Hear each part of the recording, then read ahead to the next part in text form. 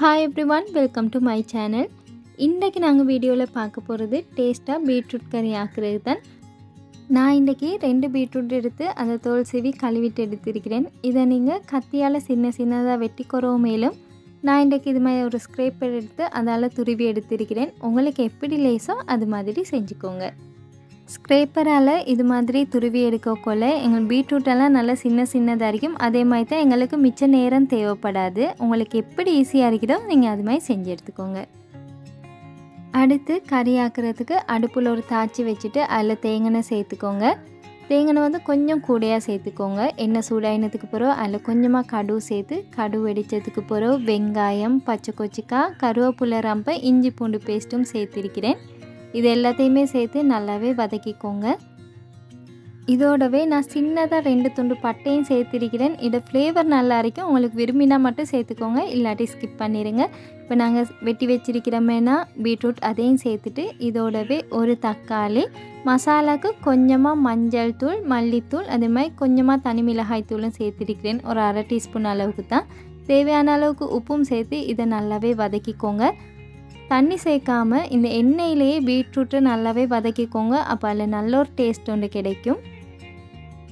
இந்த அளவுக்கு வதங்கினதுக்கு அப்புறம் இதில் கொஞ்சமாக தண்ணி ஊற்றி அப்படியே ஒரு மூடியால் மூடி வேக வச்சிடுங்க. அடுத்து நாங்கள் இந்த கறிக்கு ஒரு தேங்காய் பேஸ்ட் ஒன்று அரைச்சிக்கொருவோம்.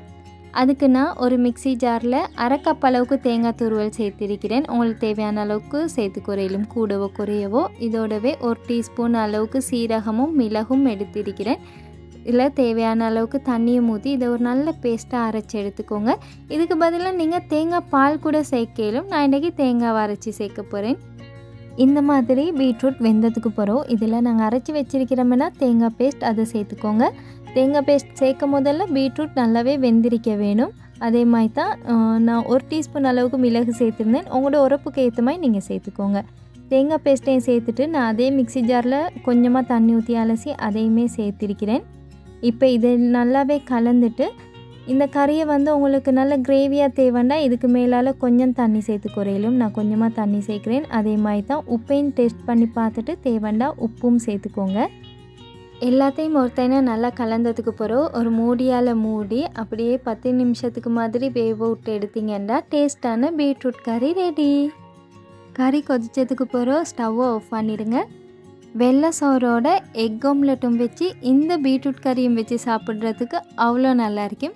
நீங்களும் செஞ்சு பாருங்கள். என் வீடியோஸ் உங்களுக்கு பிடிச்சிருந்தா மியாஸ் கிச்சனை சப்ஸ்கிரைப் பண்ணி சப்போர்ட் பண்ணுங்கள். இன்னொரு ரெசிபி ஒன்றோட உங்களை சந்திக்கிறேன். அது வரைக்கும் bye, take care and thanks for வாட்சிங்.